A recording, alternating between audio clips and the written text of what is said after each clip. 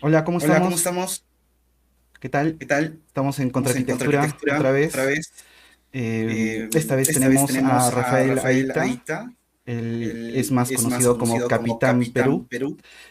Tiene un canal Tiene de un YouTube canal de YouTube muy muy conocido conocido acá en acá Perú en y Perú y también una también página de una página de Facebook Facebook con con muchos muchos suscriptores. suscriptores.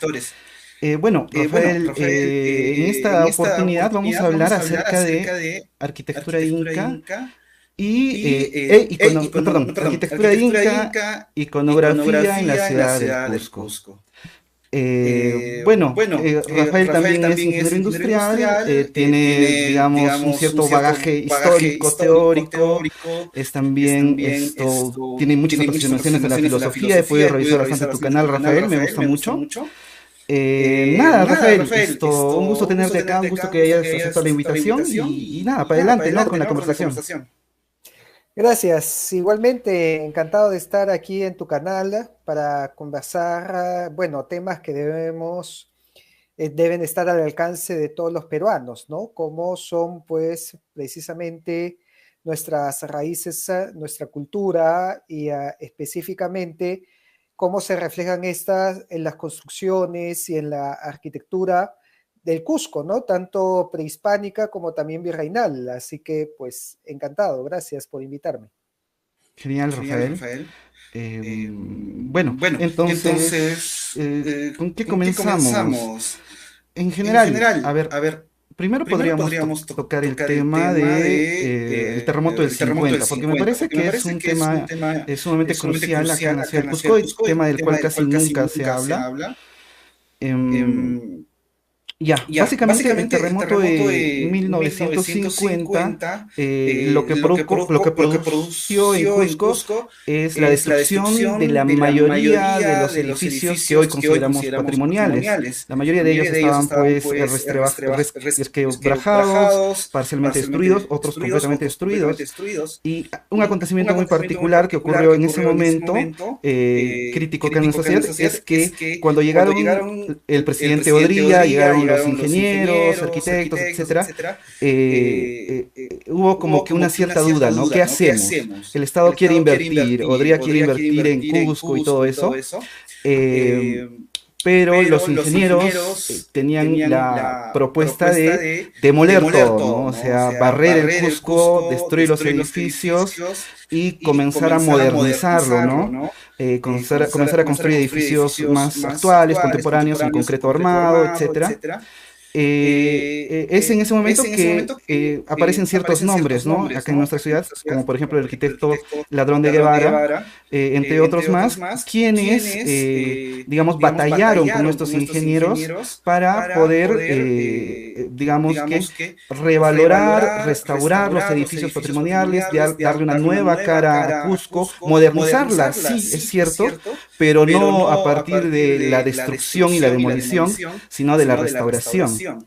Eh, Eh, entonces, entonces, según según el el historiador historiador Tamayo Tamayo Herrera, Herrera, este este momento momento histórico en la ciudad del histórico en la Cusco ciudad se del le Cusco conoce se le como conoce como la la segunda segunda modernización, modernización, porque porque antes del antes del terremoto del terremoto del 50, 50, Cusco Cusco sería pues sería pues una una ciudad, ciudad, digamos que digamos, que estaría en el estaría en siglo el siglo XX, XX, digamos, digamos, en el en tiempo el tiempo lineal de la historia de lineal de la historia de Occidente, sin Occidente, embargo, sin embargo, viviendo viviendo en en una una atmósfera del atmósfera siglo del siglo XIX y hasta XIX y hasta XVIII, diría XVIII, yo. diría yo.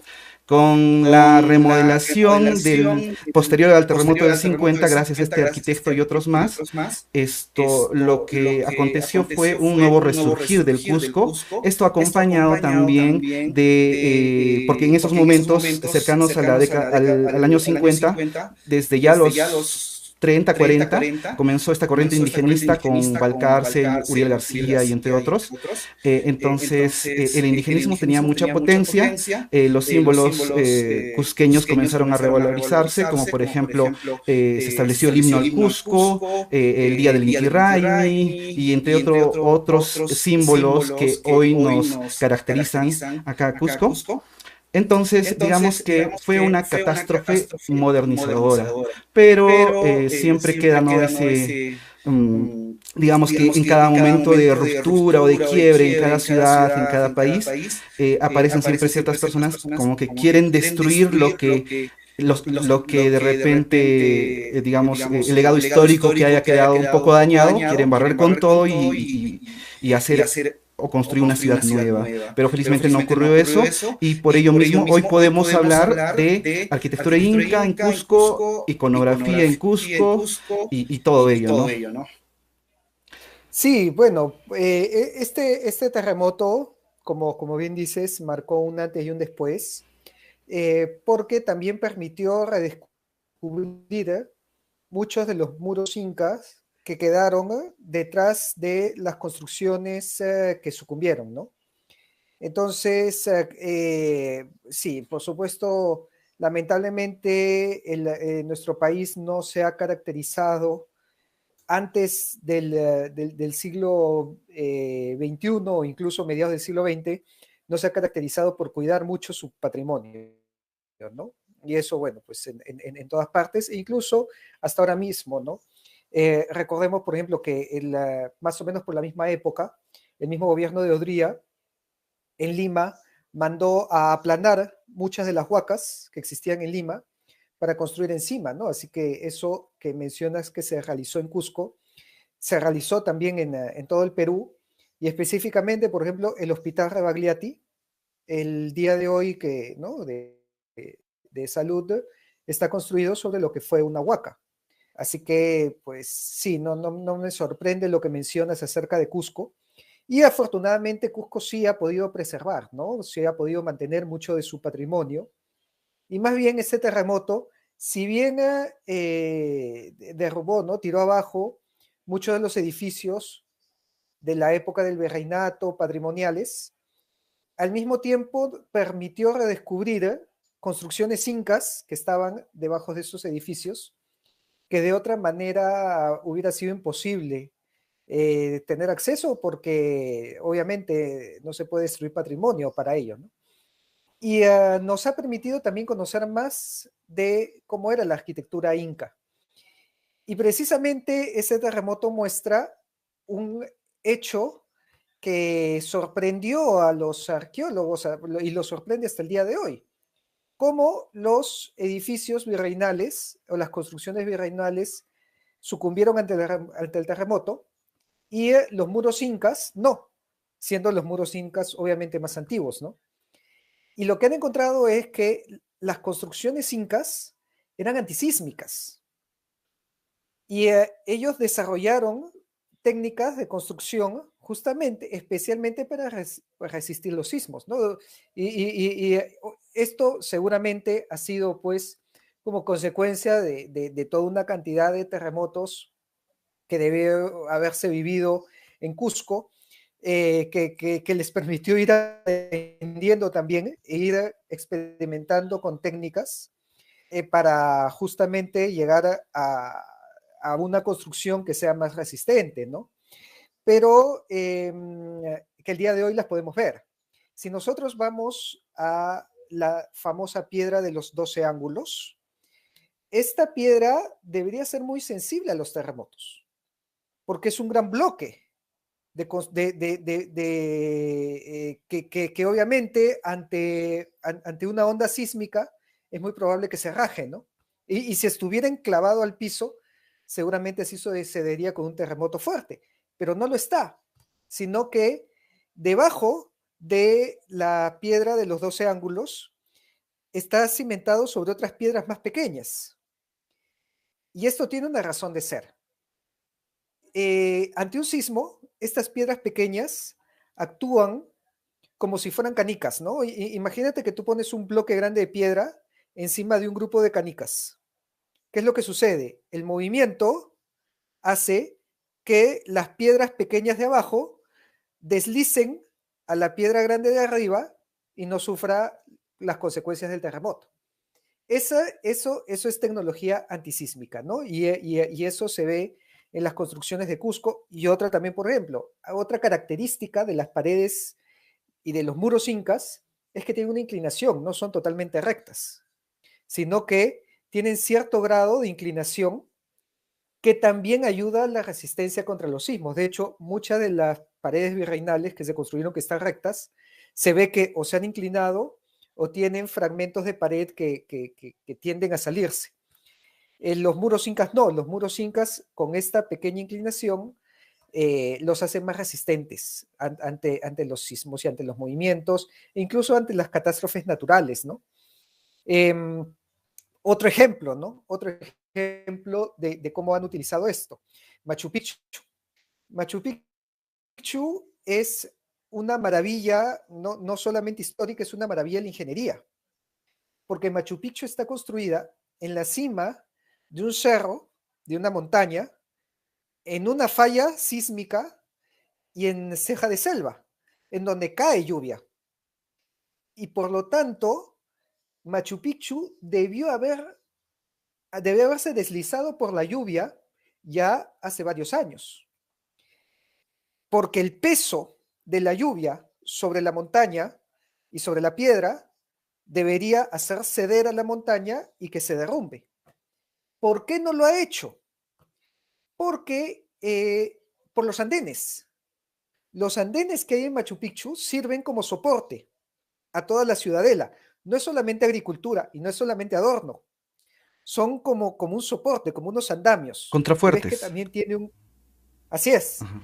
Tiene un grado de inclinación y además de eso son filtrantes. O sea, estos andenes, ¿no? Si nosotros hacemos un corte, vamos a encontrar que las piedras grandes están abajo y luego hay piedras más pequeñas, hasta la parte superior donde hay arena. ¿Qué permite esto? Cuando llueve, la arena filtra el agua. Si fuera tierra, la absorbería y ganaría peso y se derrumba todo. Pero como es arena, la arena filtra el agua y hace que vaya hacia los canales que están debajo de los andenes, que redireccionen esa agua por la ciudadela. Y además, como la filtra, la hace potable. Entonces, cuando vamos a Machu Picchu nos damos cuenta que hay como una pequeña corriente de agua que corre permanente, ¿no? Es permanente una corriente de agua donde se puede beber. Porque eso hace la ingeniería de Machu Picchu. Recibe el agua, la arena la filtra, hace que gotee hacia los canales y los canales la llevan por toda la ciudad.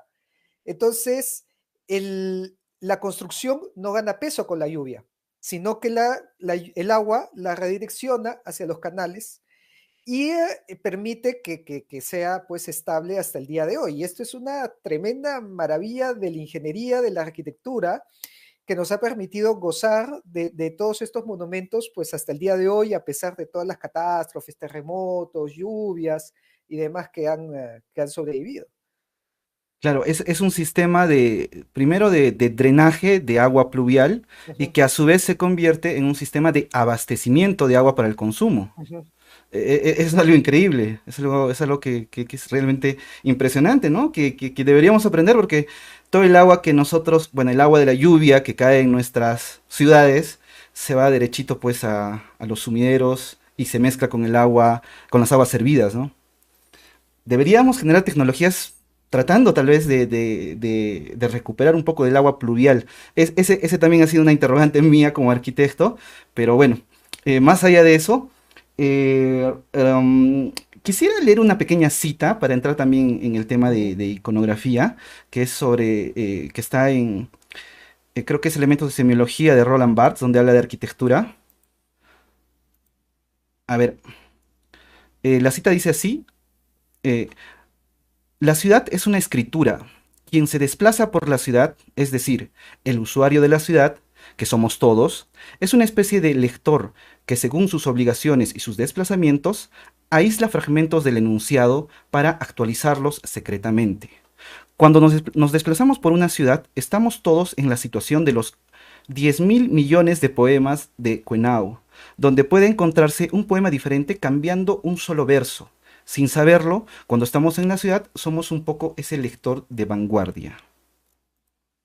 Esa cita me atrapa mucho, me gusta mucho y creo que nos va a poder ayudarnos a entender un poco del lenguaje iconográfico que vamos a encontrar también en la ciudad del Cusco. Em, Voy a compartir algunas imágenes. A ver,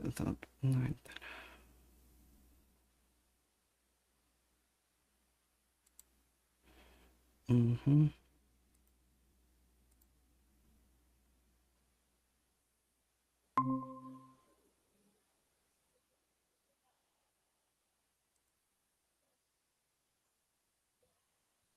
Ah, bueno, esta no es. ¿Dónde estamos? ¿Dónde estamos?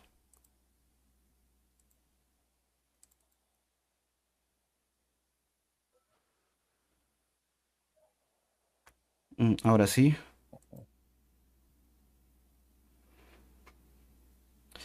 Ya, estas son algunas, bueno, rápido nomás para ir conversando también contigo, Rafael. En la imagen podemos apreciar algunas serpientes que están labradas en piedra inca. Esto queda en, Ujú. estas dos anteriores quedan en la calle Siete Culebras. ¿Conoces Cusco también, Rafael, verdad? Sí, sí. Es en Siete Culebras. Eh, Esta es otra vez otra imagen de una serpiente en el dintel de una de las puertas, muy cerca a ese otro lugar.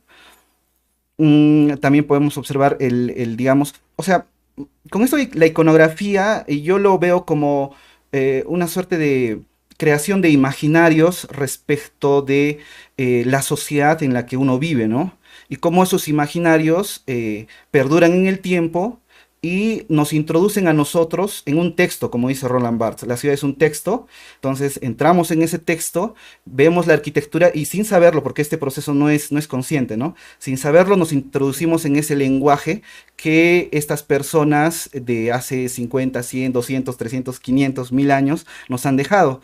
En ese sentido, por ejemplo, el imaginario de la triada cósmica del mundo incaico, que era la serpiente, el puma y el cóndor, está pues plasmada en la ciudad, en su arquitectura, en sus parques, en plazas, en portones, en todas partes, ¿no?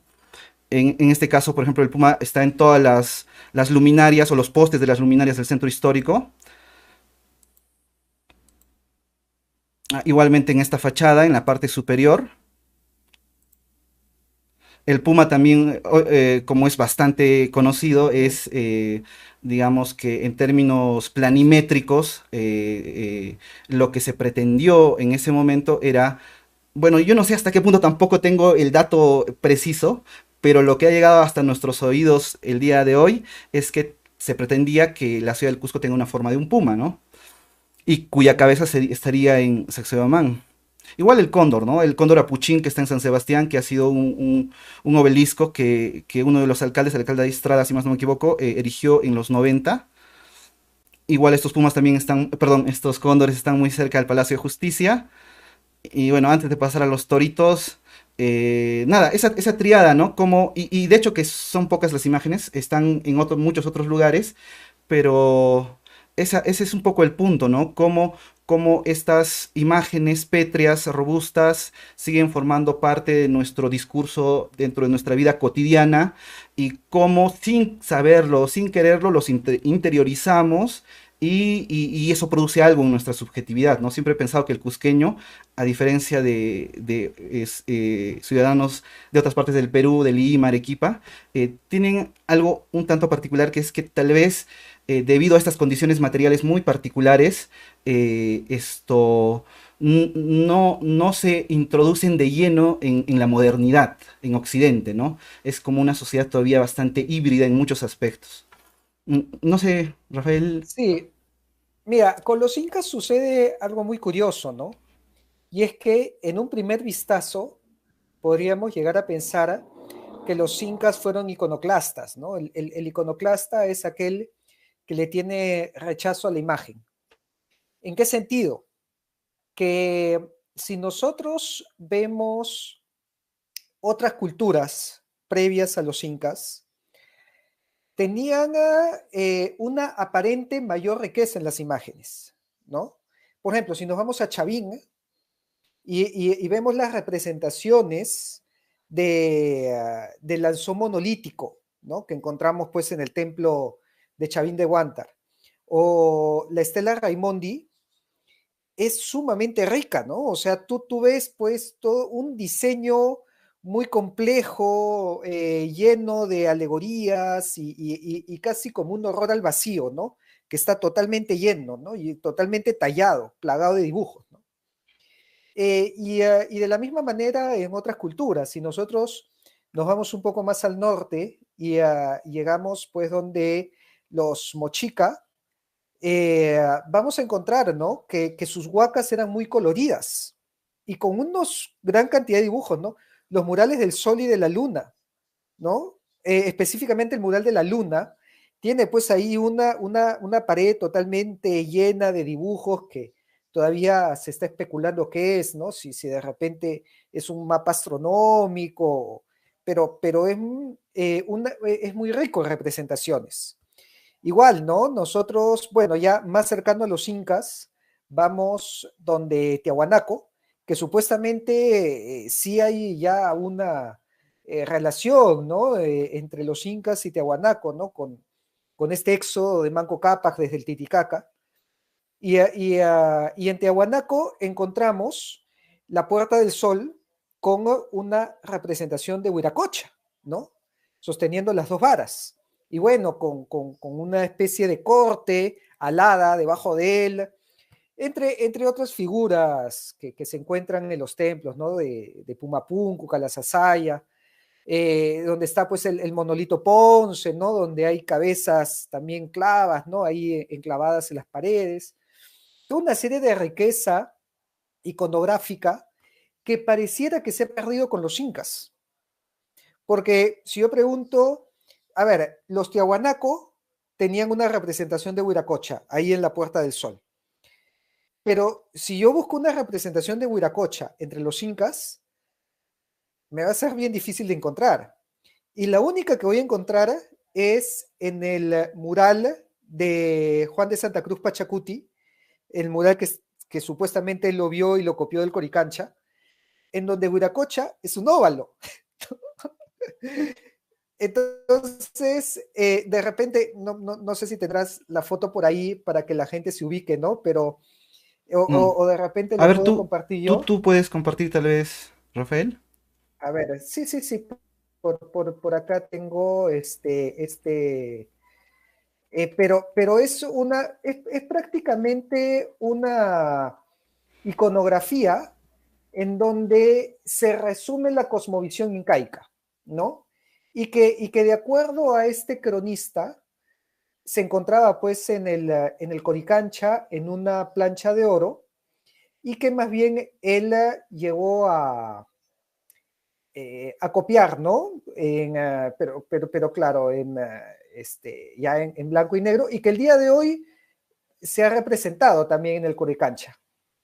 A ver, ¿cómo puedo hacer acá para compartir pantalla? Yo voy a dejar de compartir primero, a ver, en un momento. Ah, sí, tienes Ajá. que dejar de compartir. Ya dejé de compartir. A ver. Acá, a ver, acá se debe ver, ¿no? Sí, sí, exacto. Ya, esta es la planta, esta supuestamente, este dibujo que se encuentra en las crónicas de Juan de Santa Cruz Pachacuti, él lo copia del Coricancha, y aquí vemos pues el sol, la luna, Mm. y en el medio vemos un óvalo a quien él llama Viracocha Tixipacpa, Unanchan, ¿no? Y claro, si nosotros regresamos a la época Chavín, donde supuestamente vendría a ser, podemos rastrear pues los orígenes de este dios de las dos varas que aparece en la estela Raimondi, y la estela Raimondi es totalmente rica pues y compleja, y luego pasamos a Tiahuanaco y vemos también la representación de Huiracocha con las dos varas, y también con toda una serie de dibujos y alegorías y una máscara, ¿no? Y pues está sobre una pirámide escalonada y tiene cabezas colgando, y sus varas también tienen cabezas de cóndor, lleno, pues, ¿no? Lleno de figuras. Y luego pasamos a un Viracocha que es un óvalo. Mm. Así de Y simple. cualquiera podría pensar, ¿no? Que se ha perdido calidad artística, ¿no? Claro. Sin embargo, esto revela también un pensamiento más abstracto, un pensamiento más elevado, más filosófico, ¿no? En donde ya las divinidades ya no son zoomórficas, ¿no? Ya no es que represento al felino porque el puma es un dios, ¿no? Ya no, sino es la ciudad es el puma, ¿no? Ya no hay un icono de un puma para que diga, mira, ese es el puma y ese es el apu y ese... No, sino ya es un todo, ya es un concepto abstracto. O sea, vives dentro del puma. Vives dentro del puma, así es, ¿no? Y Huiracocha ya no es pues un ser con colmillos y con armas, ¿no? Huiracocha es un óvalo, es el tirsimullo, ¿no? El círculo fundamental.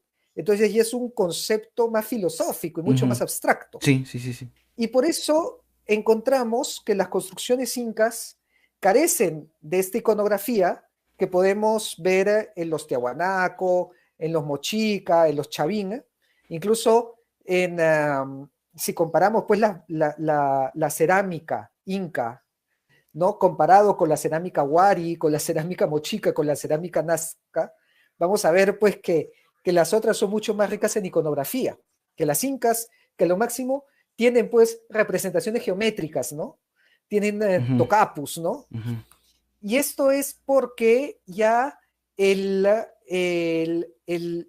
concepto este de ser superior, no voy a hablar de Dios porque está muy en debate si el concepto de Dios se aplica a la sociedad inca, pero este concepto de ser supremo, de apu, de protector, se vuelve más abstracto, se vuelve invisible, ¿no? Y por lo tanto ya no se representa. Sin embargo, sí hay estudiosos que lo ven representado no de forma iconográfica, pero sí en la arquitectura, ¿no? Por ejemplo, uno de ellos es Bardales. Ricardo Bardales ha estudiado a Huiracocha y llega a la misma conclusión. ¿Por qué cuando llegamos a los incas vemos que desaparece el rostro de Huiracocha? Y vemos que desaparece un ícono de Huiracocha que está presente en todo lo anterior. Fíjate que este Huiracocha o este ser sosteniendo los dos báculos, lo encontramos desde los orígenes de la civilización. O sea, estoy hablando de Huacaprieta, estoy hablando de Sechín Viejo, que son, pues, que estamos hablando hace 2500 antes de Cristo. O sea, hace 4000, 4500 años se representaba a un ser con dos varas. Y cuando llegas a los incas desaparece y ya no encuentras al ser de las dos varas. Lo encuentras en todas las demás culturas. Y encuentras un óvalo. Entonces, ya no se le representa como tal, pero sí Bardales lo ha encontrado de forma geométrica, ¿no? Y dice A eso iba, porque yo te iba a decirte que lo que aparece, me parece, es la geometría.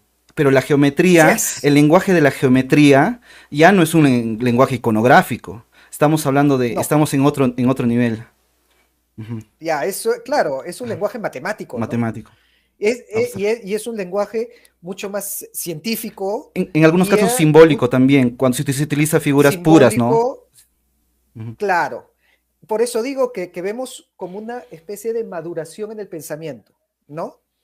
Y según Bardales, identifica que siempre en todas las construcciones vemos tres elementos geométricos, que son la escalera o pirámide escalonada o chacana, pero no siempre se representa la chacana completa. De hecho, son más veces donde se representan partes de la chacana como una escalera o como una media chacana, ¿no? Que, por ejemplo, así lo encontramos en Machu Picchu. En Machu Picchu lo encontramos como una media chacana, ¿no? El otro es la diagonal y el tercero es la espiral. Y según Bardales, esos son los tres elementos en donde se condensa Huiracocha, ¿no? Que representan a Huiracocha. Ahora, Machicado, que tengo su libro acá, también escribió, ¿no? Este libro, Cuando las piedras hablan, en donde identifica un poco lo que has mostrado, ¿no? la iconografía en las piedras, pero claro, si nosotros buscamos tallados, vamos a encontrar pues la serpiente, una maru, ¿no? Pero también es más común encontrar arreglos que forman figuras, ¿no? Y que bueno, eso todavía algunos lo debaten y dicen, no, que esto es más pareidolia, ¿no? Cuando tú ves un objeto que parece, cuando tú ves una nube con forma de, no sé, una nube con forma de árbol, ¿no? Eso es pareidolia, ¿no? Dice, no, que acá estás viendo cosas donde no hay. Pero sí hay algunas que son clarísimos, ¿no? Hay algunas donde, incluso, por ejemplo, eso es cerca, cerca de Kenko, hay representaciones también de Amarus y hay una piedra tallada en forma de llama. O sea, ahí sí no hay lugar a dudas, ¿no? Sí. Entonces, sí nos da a entender de que los incas mantuvieron su iconografía, la iconografía, pero de otra manera. Construían con la forma de. Y hay algunos que hablan pues de que hay una llama en Ollantaytambo, que también hay una llama en el mismo Machu Picchu, ¿no? Cuya corona es el Intihuatana. Y por ahí algunos dicen, no, yo sí lo veo, otros no lo ven. Pero bueno, hay algunos que sí, es verdad, son más claros, son más evidentes que otros que sí hay que hacer un esfuerzo mental muy fuerte para verlos. Pero en general sí podemos decir que los incas daban forma a sus construcciones, ¿no? Entonces ya no es yo voy a tallar una serpiente o yo voy a tallar un puma o yo voy a tallar un cóndor, ¿no? Sino es a la ciudad le doy forma de puma, a la construcción le doy forma de llama, al monumento le doy forma de cóndor, y esto ya refleja una forma de pensar, una forma de pensar más abstracta, distinta a la anterior, y de repente podríamos hablar de una maduración en el pensamiento, ¿no? No es que perdieron arte, ¿no? Sino que cambiaron la forma de pensar, y eso creo que es una línea también muy interesante. No he visto que muchos autores se metan a investigar sobre eso. Y algo más también, algo más que se me estaba olvidando. Pero esto también viene, no es propio de los incas, esto viene de mucho antes, pero en los incas sí es totalmente notorio, ¿no? Este libro de Salas Delgado, ¿no? Que se llama Arquitectura Cósmica Inca, hace un resumen y nos muestra los alineamientos astronómicos. Y eso sí es clarísimo. Los incas hicieron todas sus construcciones en base a este tipo de alineamientos que se puede ver pues específicamente, ¿no? En fechas como el Inti Raymi, Capac Raymi, ¿no? O sea, solsticio de verano, solsticio de invierno, en donde incluso pues en Kenko se habla del despertar del puma, ¿no? Porque hay una roca que tiene forma de puma y que todo el año pues aparece con los ojos cerrados, pero justo en la fiesta del Inti Raymi cae el sol y forma, y la luz cae en los ojos como si abriera el puma los ojos justo ese día, ¿no? Por eso lo llaman el despertar del puma. Así que una de las más ricas, digamos, exploraciones o investigaciones, este es el que digo, ¿no? Este es el despertar del puma. Ahí tuve, justo en el Inti Raymi, la luz cae de tal manera que pareciera que el puma está abriendo los ojos, ¿no? Sí, se llega a percibir. Eso se le llama el despertar del puma, ¿no? Entonces, estudiar el alineamiento, ¿no? Eso es lo que se llama la arqueoastronomía. O sea, arqueología, pero al mismo tiempo astronomía, ¿no? Cómo veían la astronomía desde las culturas de hace siglos. Y los incas sí, todas sus construcciones le hicieron alineándolas al cosmos. Y para acotar a lo que estás diciendo, también revisé, no pude leer todo el libro, pero hace poco tiempo estuve con un amigo que está es arquitecto y está tratando de encontrar, digamos, está tratando de rebuscar en la geometría inca para encontrar ciertos patrones para utilizarlos en arquitectura contemporánea. Y Claro. en esta búsqueda, él me muestra uno de sus libros que le gusta mucho. No recuerdo el autor ni el título del libro, pero estaba muy interesante porque Ujú. era un libro grueso, bastante voluminoso, donde el autor trataba de encontrar así como los griegos tenían pues su proporción áurea o divina, existiría pues Ujú. una proporción áurea y divina en los incas, que se fundamentaría sobre todo, por ejemplo, en la Cruz del Sur, entre, Ujú. digamos, la proporción entre las dos líneas que configuran esa cruz y que esa proporción, este autor las va encontrando en diferentes geometrías de las representaciones incas, ya sean arquitectónicas o figurativas, textiles, cerámicas, etcétera. Eso me pareció interesante, no sé hasta qué punto si el autor está patinando o no, pero me resultó muy interesante. No, sí, tiene sentido, tiene sentido. De hecho, a ver, si recuerdo bien, Milla también ya había estudiado proporciones dentro de la chacana y calza dentro del pensamiento inca, porque sí sabemos que los incas hicieron sus construcciones no por hacerlas, ¿no? No por decir vamos a hacer algo bonito, sino pensando que calce con una cosmovisión, que obviamente está alineada a la matemática, ya hemos dicho de que implementa un montón de geometría, está alineada al cosmos, pero está alineada también a sus propias creencias.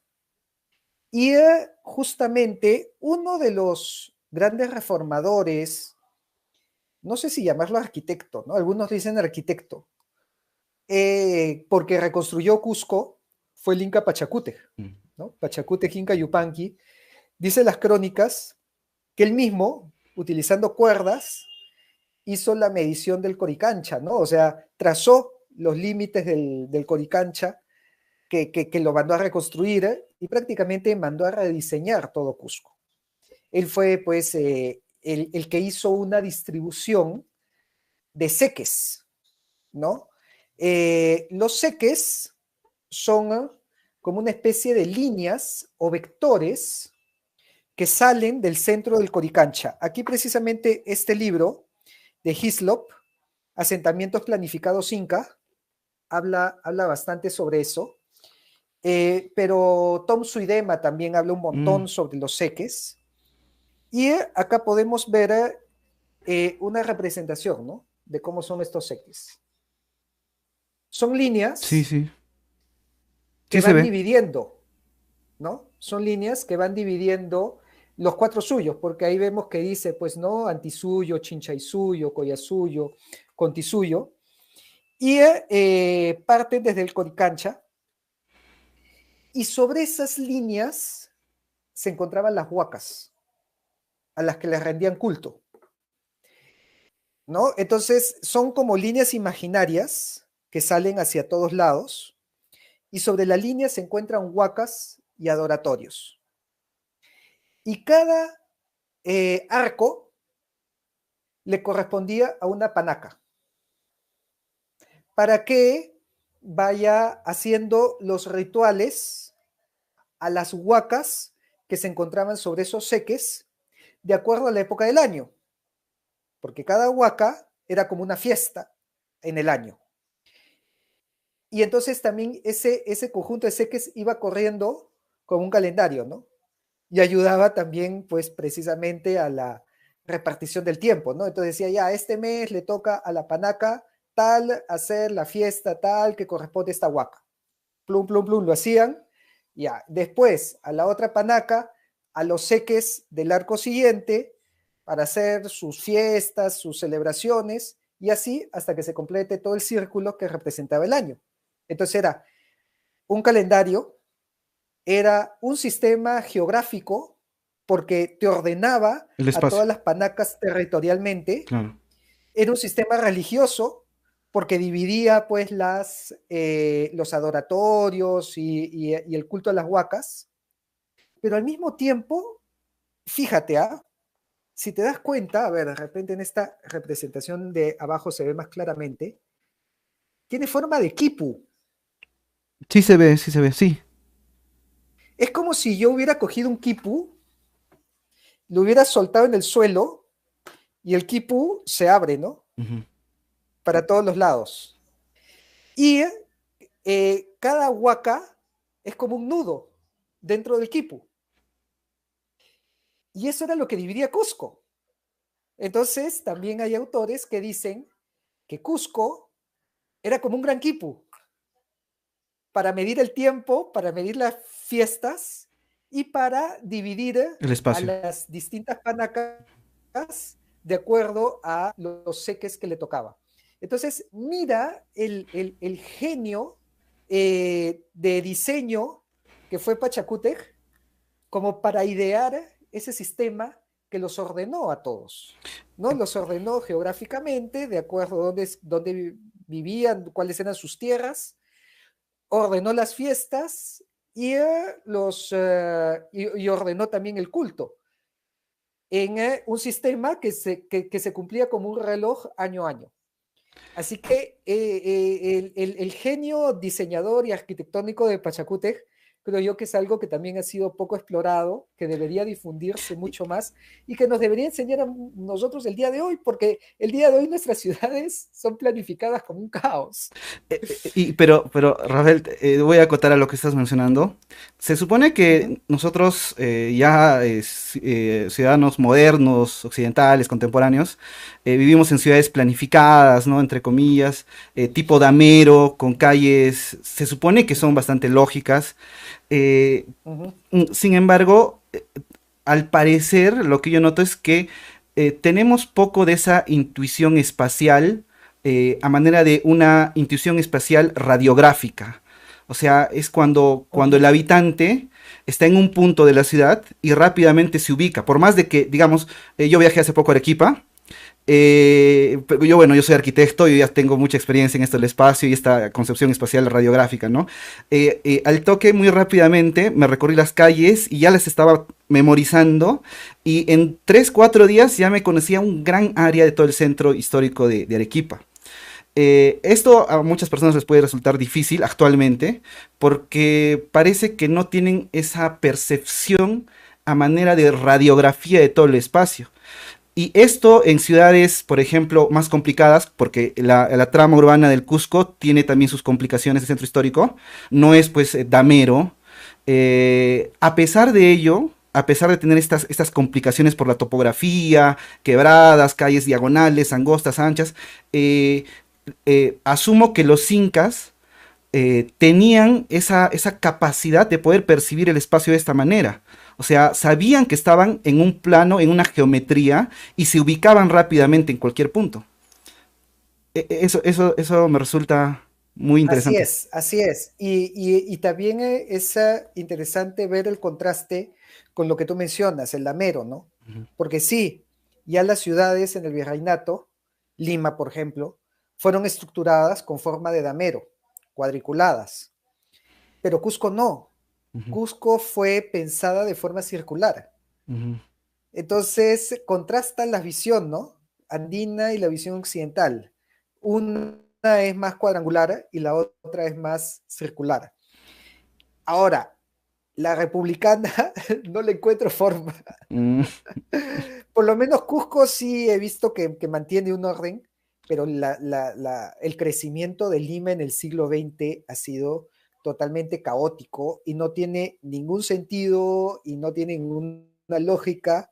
Y bueno, eso ha llevado que sea el día de hoy, pues, una de las ciudades más congestionadas del mundo y tengamos un tráfico fatal y atroz, ¿no? En donde prácticamente todo el flujo de tránsito de vehículos se concentra en dos arterias, se concentra en la Javier Prado y en la Vía Expresa, ¿no? Que son las que van pues de norte a sur y de este a oeste.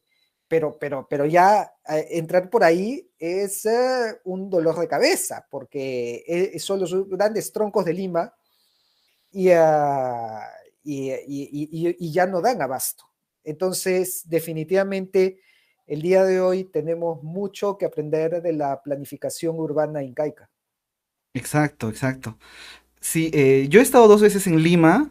Las 2 veces lo que he sentido es un vértigo en la vida cotidiana. Un vértigo donde estoy yendo a esperar mi bus y como que la gente, ya, ya, ya, apura, apura, apura, sube, sube, sube. Estoy en el bus, ya, ya, ya, baja, baja, baja, baja. O sea, todo es un flujo así, pero potente de Todos las están personas. apurados, Sí, exacto. En Cusco no todos es están tanto, en Cusco no es apurados. tanto así, en Cusco es un poco más Ujú. calmo, nuestra manera de hablar también es más lenta. Llega un amigo de Lima y tenemos que escucharlo con atención porque hablan muy rápido, todo tienen que hacerlo rápido. Y creo que eso también se debe a la ciudad, ¿no? Como es una ciudad, como tú dices, que tiene muchas complicaciones en el transporte, entonces todos tienen que hacer las cosas rápidas para llegar a los lugares a los cuales tienen que llegar. Em, Ese es un tema muy, muy, muy amplio y pero bueno, para ir cambiando también un poco el tono de la conversación, quería Ujú. poner un ejemplo que es el de la pileta de la Plaza de Armas de Cusco. No sé si te enteraste, Rafael, que hace, no sé, unos 8, 7, 10 años hubo todo un lío acá en nuestra ciudad porque en esa pileta antes, hace 30 años más o menos, había, o sea, casi todo el siglo XX había un apache encima de la pileta, un piel roja. Mm, Ajá. En los sí. años 70 sacaron al Apache y la pileta no tenía ningún elemento ahí arriba, ¿no? Que corone la pileta central. Entonces, hace poco, como te repito, hace unos 8 o 10 años, el alcalde de turno tuvo pues la osadía y el atrevimiento de poner a un Inca ahí arriba, de metal, si más no me equivoco es de bronce, de color dorado. Y bueno, él sabía lo que se estaba metiendo porque es el punto central de toda la ciudad. Entonces, ahí pucha una avalancha de críticas de expertos, entre comillas, arquitectos, urbanistas, estetas, artistas, y todo el mundo se le abalanzó.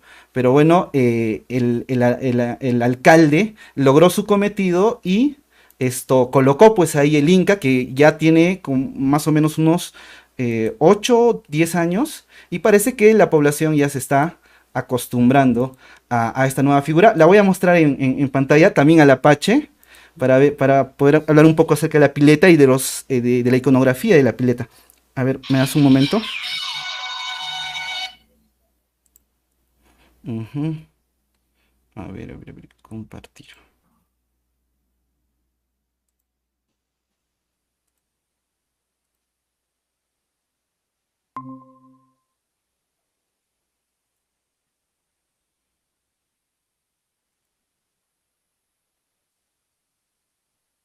Ujú. ¿Se ve, verdad? Claro. Sí, sí, sí, sí se ve, sí se ve. Ya, ahí tenemos pues la pileta de la Plaza de Armas del Cusco. En la parte inferior a los tritones, que obviamente provienen de la mitología griega. Esta es una pileta afrancesada, o sea, de estilo afrancesado, pero que se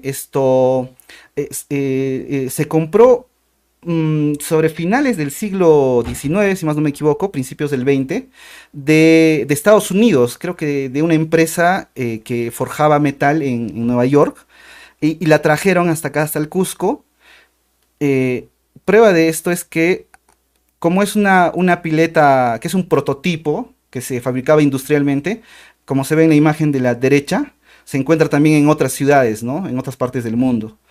El mito cuenta que, bueno, hay varios mitos referentes al Apache, ¿no? Eh, eh, se, Se decía, pues, en un tiempo que este Apache había sido traído por equivocación, puesto que el Inca que tendrían que traernos lo mandaron a México y que acá trajeron al Apache, o que esto los que trajeron la pileta mandaron juntamente con la pileta al Apache a Cusco, porque eso había solicitado el gobernante acá en Cusco, etcétera. La cuestión es la siguiente.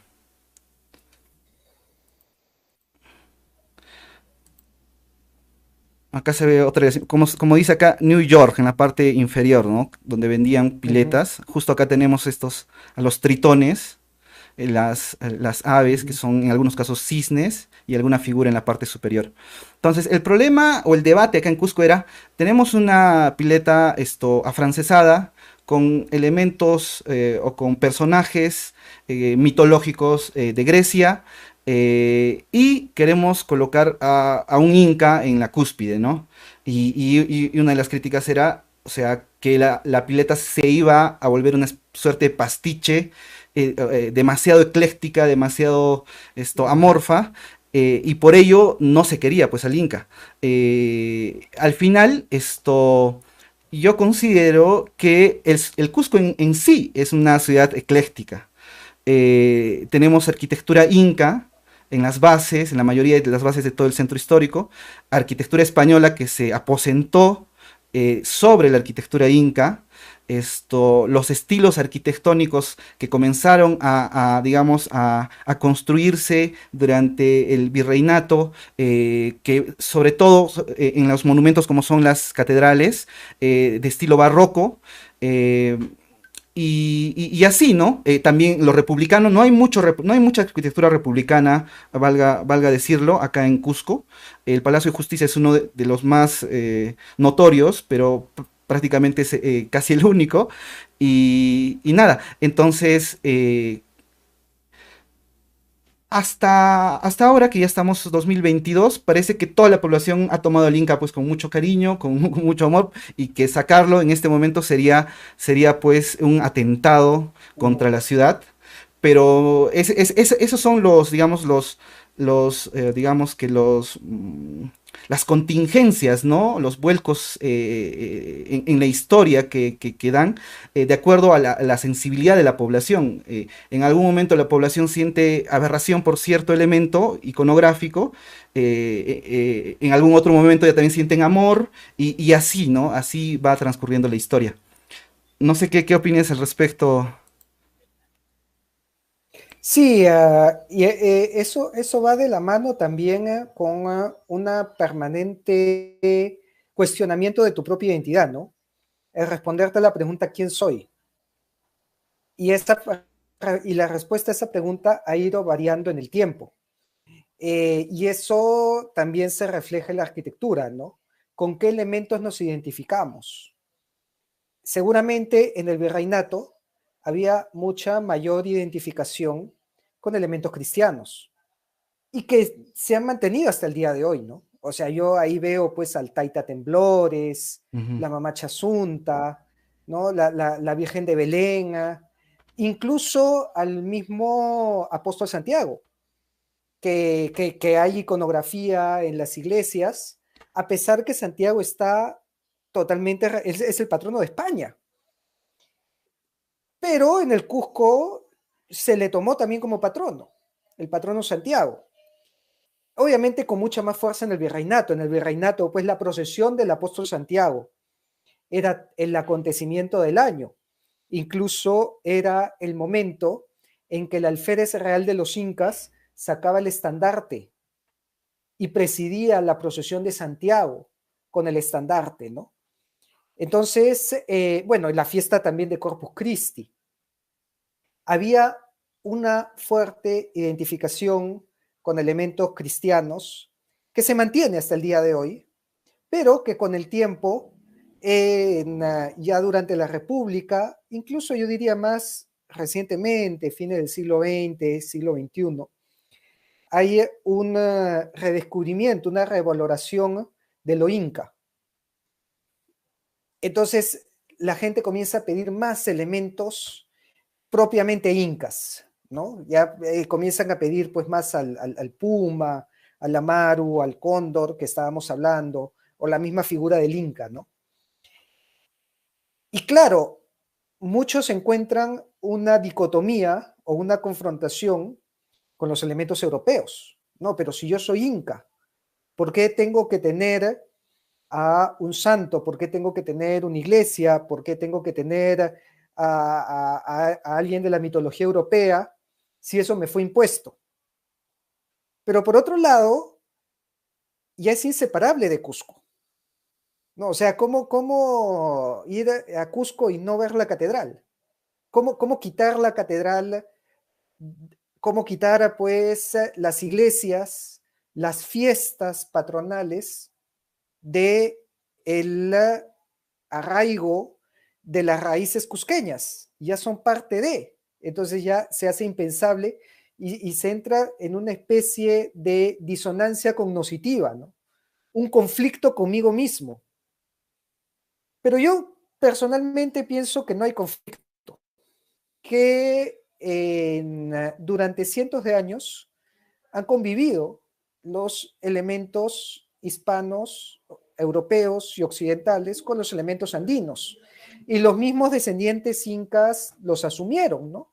Porque tenemos pues, digamos, a las generaciones después de la conquista, que eran descendientes incas, a los descendientes pues de Pauyo Inca, de Carlos Inca, los Tito Tauchi, ¿no? Todas estas familias que, que tienen apellidos de panacas, que iban a las procesiones católicas y eran católicos, incluso se les enseñaba en latín, hablaban latín. Así que ellos lo pudieron asumir y por eso creo que no debería haber conflicto. Hay veces la historia es muy pendular. Nos gusta ir de un extremo y nos vamos al extremo opuesto. Y claro, si en un inicio había una identificación, digamos, si en el virreinato había una identificación o habían visiblemente elementos culturales europeos, una vez que se sale del virreinato y ya en la república nos queremos ir al extremo opuesto, ¿no? Y dejar de lado toda la herencia europea y decir, no, nosotros somos andinos netos y acá los elementos europeos no tienen por qué estar dentro de mi ciudad. Pero eso es más bien propio de la reacción misma, de ese péndulo de irse al extremo opuesto. Cuando en realidad no es así, en realidad tenemos todas esas herencias y la cultura andina entró en sincretismo, se fusionó con la cultura hispana y producto de esa unión es que hemos venido nosotros. Ahí nació el Perú. Así que para identificarnos como peruanos tenemos que aprender a valorar ambas raíces por igual, ¿no? Sin renegar ni de una ni de otra, porque somos hijos de ambas. Exacto, exacto. En realidad coincido completamente contigo. En Cusco, si hablamos a nivel arquitectónico, hay un fenómeno muy interesante en el imaginario de la sociedad contemporánea, porque actualmente se están construyendo edificios, como que hay una batalla en los edificios. Hay, yo diría que hay tres tipos de edificios, y en los tres hay tres imaginarios diferentes. El primer tipo serían aquellos edificios que tratan de revalorar demasiado, con bastante ahínco, con bastante esfuerzo, lo inca. De pronto, acá hay muchos artesanos, labradores en piedra almohadillada, que trata de imitar la inca. Entonces revisten sus fachadas con piedra inca, le hacen sus ventanas trapezoidales. Y te hablo de construcciones que no tienen más de 20 años, pues 10, 5, 15 años.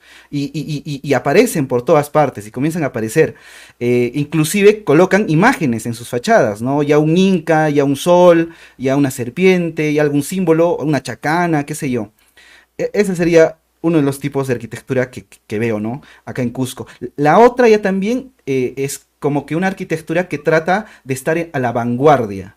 Trata de traer materiales de afuera. Por ejemplo, hay un material que se llama el alucobond, que es un material sintético, plástico, pero que asemeja el metal. Y hay la mayoría de edificios que tratan de mostrar modernidad en el Cusco, edificios grandes, institucionales, Sedacusco, la Caja Municipal Cusco, entre otros, colocan sus fachadas en alucobón y vidrio espejo. Entonces, con eso ya dan la imagen, somos la institución, somos el banco más moderno y más contemporáneo y más actual, ¿no? Y bueno, a mí particularmente no me gusta ni el alucobón ni el vidrio espejo. Eh, y la otra, la tercera, sería arquitecturas eclécticas, donde ya también agarran ciertos elementos, sean simbólicos, sean materiales como la piedra, ventanitas, puertas o algún tipo de elemento, ¿no? de lo inca, pero también lo combinan con elementos más contemporáneos como el vidrio espejo, el aluco bond, con volados, casas de concreto, o sea, tienen volados, pero utilizan piedra almohadillada. Y bueno, ahora dentro de estos eclécticos habrían dos tipos. Los eclécticos que son, ¿cómo diría? Una suerte de pastiche, o sea, a la manera de... Son bastante simples en ese sentido, o sea, como que me gusta la piedra almohadillada y la combino con vidrio espejo y también con alucobón y hago un pastiche, ¿no? Un collage así, pegoteo todo y salen cosas bastante extrañas. Y de hecho que también hay algunos, son muy pocos edificios eclécticos, que logran sintetizar lo andino y lo actual de manera fabulosa, ¿no? Y tú dices, tú ves el edificio y para darte cuenta de que hay elementos andinos o elementos actuales, o sea, comienzas a hacer un esfuerzo en la lectura del edificio. O sea, no te lo botan en la cara, no te lo restregan en la cara de una manera muy fuerte, sino haces un esfuerzo y encuentras, ¿no? Los motivos, los elementos, la geometría andina que está escondida ahí en el edificio y a su vez los elementos actuales y contemporáneos. Pero esos son muchos más escasos. Pero esos son, ¿no? Los imaginarios actuales, o sea, hay una batalla entre, como te dije, los primeros y los segundos, o sea, los edificios ultramodernos y los edificios recontra, digamos, enraizados o que imitan demasiado lo inca, y estos que estarían en el intermedio, ¿no? Claro. Sí, definitivamente me imagino que debe haber pues todo un conflicto, un debate, ¿no? Y por supuesto, lo último que es que hacer es armar un Frankenstein, ¿no? En Que- donde se une pues sin ton ni son lo moderno con lo tradicional. Eso choca la vista. Y claro, por supuesto, tenemos que partir del elemento del arte. O sea, se puede hacer elementos tradicionales, pero que den cierta también imagen de modernidad, si se sabe utilizar el arte para llegar algo, a que sea armonioso esa vista. Si simplemente pues es un cortar, pegar y juntar, ¿no? Como cuando los alumnos del colegio o de la universidad hacen cada uno, se dividen el trabajo Ujú, y después lo juntan, ¿no? ujú, Y sale un Frankenstein. ujú. Obviamente eso no se debe hacer, ¿no? Eso debe haber una visión integradora que sepa hacer comulgar ambos aspectos. Y lo particular es que las casonas del centro histórico, nosotros no lo notamos porque vivimos acá, pues, y estamos inundados de esa arquitectura, pero en realidad son edificios eclécticos. O sea, el centro histórico está repleto de casonas que son eclécticas. O sea, es una sumatoria de arquitecturas que se han construido en diferentes momentos históricos y que entran en una armonía espectacular, cosa que actualmente no se puede lograr o es muy difícil lograr para los arquitectos contemporáneos. O sea, lograr esa belleza y esa armonía entre la piedra labrada, perdón, la piedra almohadillada, el yeso, un yeso rugoso, entre el yeso y la madera. Esa madera, digamos, se utilizan muchos tonos azules acá para los balcones y balcones también en la mayoría de los casos bastante recargados, el techo con sus canes y con cubierta de teja. O sea, toda esa complejidad de esa fachada, con ese portón también, es una arquitectura ecléctica, pero no nos damos cuenta de ello porque vivimos ahí, pues, en el centro histórico y por eso no nos damos cuenta de ello.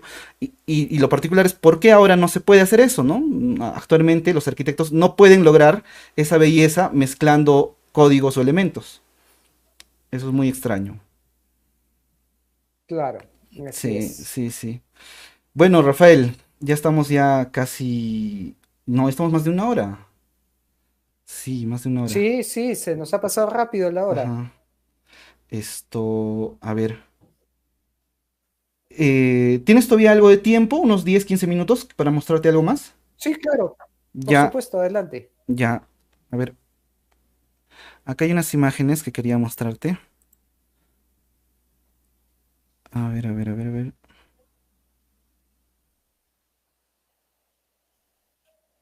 Ujú. Ah,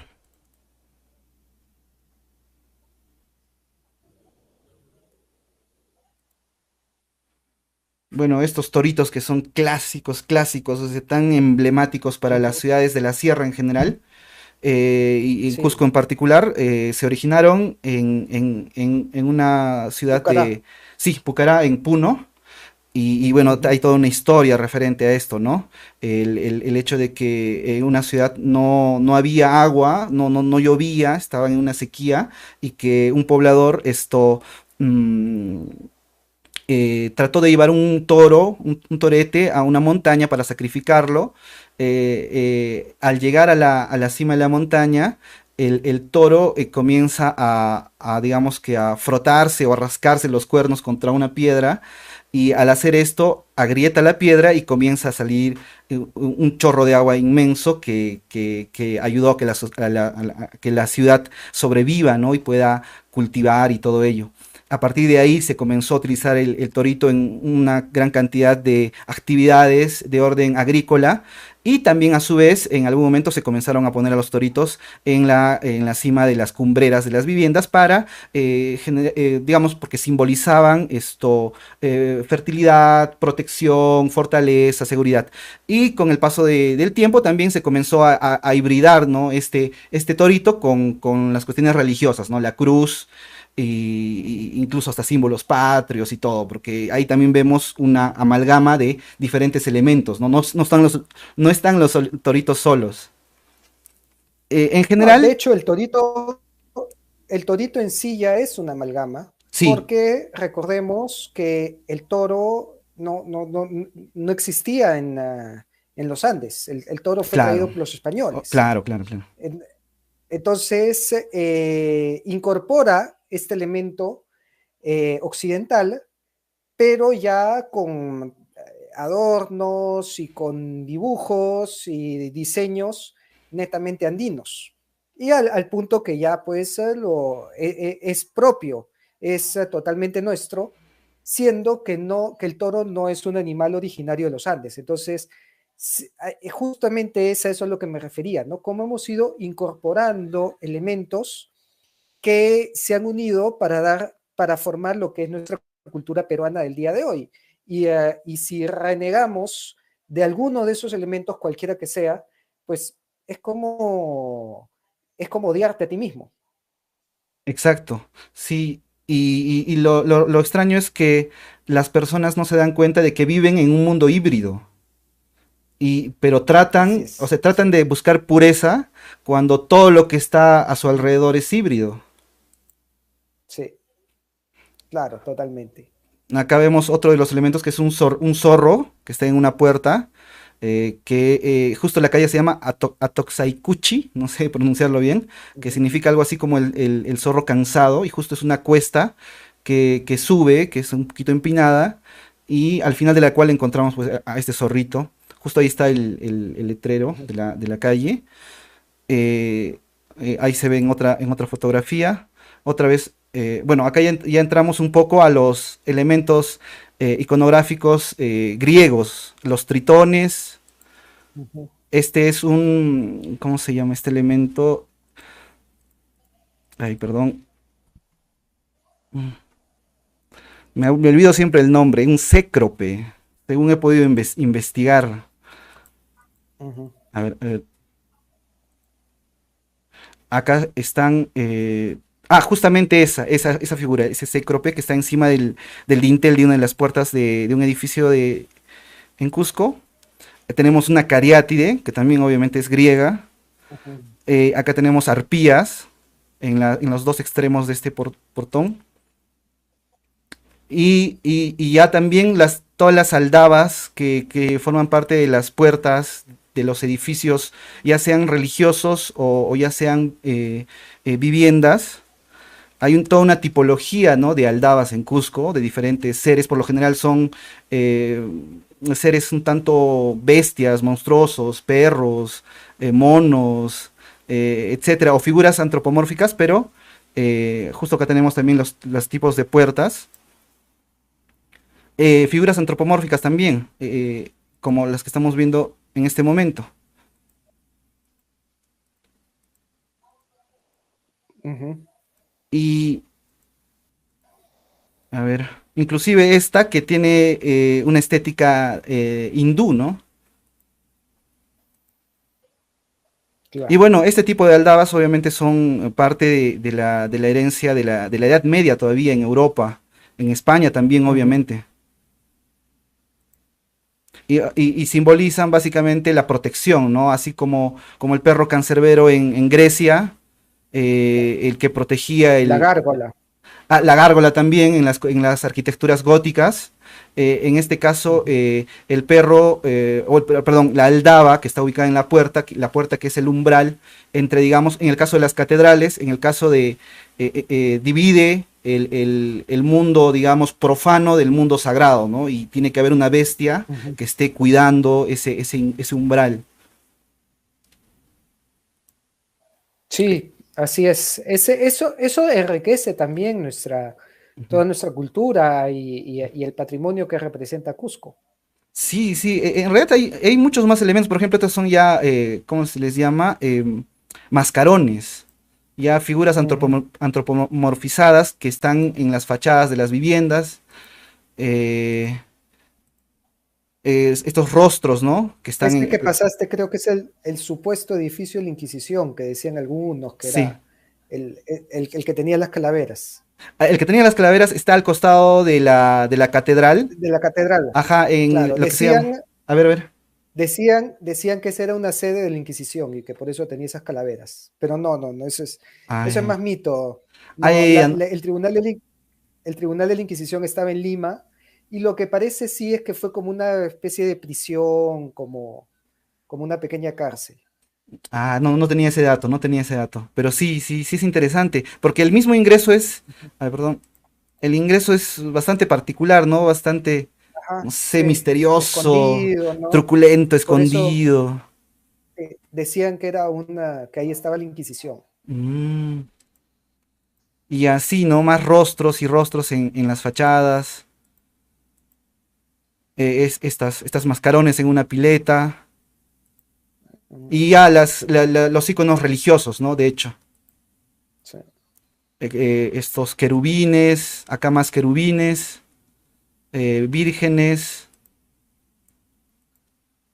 Y La iglesia de Khufu, La Sagrada Familia, José, Sagrada María, Familia. Jesús. Y así. Entonces, como hemos podido ver, Esa, elementos... esa que pasaste antes de la Sagrada Familia,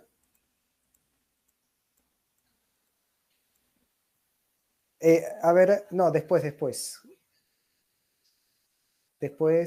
una con- más, esa. ya, el Templo de la Merced. Esa es la que está al costado de la catedral, ¿no? No, no, no, no, es el Templo de la Merced, no está al costado de la catedral. Ah, es la Merced, ok. Ajá, el Templo de Esa es la Merced, Merced, es el ya. Templo de Merced. Pero en general, como hemos podido ver, hay En elementos... la Merced es donde está enterrado Diego de Almagro, si recuerdo bien, ¿no? Ah, sí, no, no, no, ese dato no lo tenía. ¿Sí? Sí, Ay, en la Merced está Diego de Almagro y Gonzalo Pizarro. Están los dos enterrados ahí. Así que de una vuelta, de hecho que sí. creo que no se ve la tumba, pero sí puedes ver una placa. Hay una placa dentro de la iglesia donde dice acá está enterrado Diego de Almagro. Ya, no, no, no sabía, es una sorpresa. De hecho que voy a tratar de ir en estos días para poder ver eso, ¿no? Es un dato que no lo tenía. Pero bueno, en, Sí. en general, si te has dado cuenta, en Cusco hay, digamos, todo un repertorio de iconos o iconografías de diferentes, digamos, momentos históricos y latitudes, ¿no? Desde Grecia, pasando por la Edad Media, elementos Ujú. españoles, elementos sagrados de la religión católica, y así. Hay como toda una fábula, todo un texto, ¿no? La ciudad es un texto, como decía en el comienzo de esta charla. Y bueno, eso, Rafael, gracias por acompañarnos. Espero pues, poder Gracias a tal ti. vez tener otra conversación, tal vez por tu canal o por este canal también, no sé, podemos organizar algo. Me ha divertido bastante la conversación. Y nada, nada, creo que ese sería el final, no sé, unas últimas palabras. Solamente decirle, invitar a las personas que hagan también turismo interno, ¿no? No todo el turismo que debemos esperar tiene que venir de afuera. Eh, los peruanos tenemos que conocer esta historia más que nadie. Y ya ven, miren cuántos lugares hay en Cusco, porque muchos van a Cusco y piensan solamente en Machu Picchu. Y Mm. no, Cusco es una riqueza que está en cada esquina.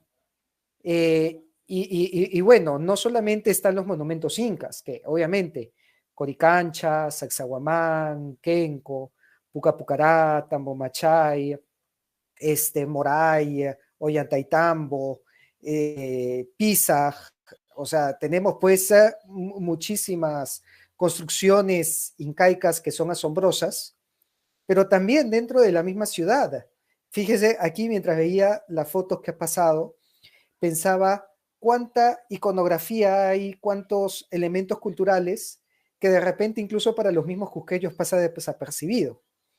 Pero si van, ¿no? a una iglesia, si van pues a un lugar histórico, si van pues a un edificio de repente tradicional, van a encontrar placas como esta que vemos, ¿no? Que explica lo que sucedió de la época que viene, que los van a hacer aprender un montón de nuestra historia. Porque afortunadamente en el Perú tenemos la ventaja, pocos países de Sudamérica son así, bueno, creo que México sería el otro, en que nuestras ciudades son un museo, donde encuentras historia en cada esquina. Vas a una cuadra y ya estás encontrando un lugar histórico que algo sucedió. Así que, pues, visiten, vean qué hay en su ciudad, vean qué hay dentro de nuestra propia casa, que somos los primeros que tenemos que conocerlo, porque como siempre digo, nadie ama lo que no conoce, ¿no? Si no conocemos al Perú, entonces, ¿cómo pedimos, pues, amar al Perú? Y por eso somos los primeros que tenemos por que comenzar haciendo estos recorridos. Yo conozco grupos en todas partes del Perú que solamente lo hacen con caminatas, ¿no? Un fin de semana, un sábado, un domingo, dicen ya, vámonos a caminar hasta este lugar. Y es algo que no cuesta nada, simplemente es caminar, ir, ver la historia, conocer, pero que nos enriquece mucho y que nos hace enamorarnos mucho más de nuestra historia y de nuestro país, que es lo que todos necesitamos. Así que gracias también por esta labor que estás difundiendo y gracias a todos los que nos ven e invitarlos a seguir nuestros canales. Bueno, a mí ya me presentaron y recordarles que me pueden encontrar en mis redes sociales como Capitán Perú. Estoy en Facebook, en Instagram, en Twitter, en YouTube también tengo un canal de YouTube, así que búsquenme ahí porque necesitamos formar masa, formar gente, formar volumen para demostrarle a nuestros gobernantes, pues a nuestros políticos, a nuestros empresarios, demostrarles que la historia sí jala gente. Muchos de ellos dicen, no, que para qué voy a hacer un programa histórico, eso no vende. No, vamos a demostrarles que hay muchísima gente interesada en nuestra cultura, en nuestra historia, para que la apoyen. Así que ya saben, a compartir, a difundir estos videos, que es lo que nos hace mejores peruanos y es lo que más bien le hace a nuestro país. Muchas gracias por las palabras, Rafael. Y bueno, entonces nos despedimos con la audiencia de Contraarquitectura y ya nos estaremos viendo el siguiente viernes. Y pues nada, hasta pronto. Chao, Rafael, gracias. Nos vemos. Chao, chao con todos. Mm.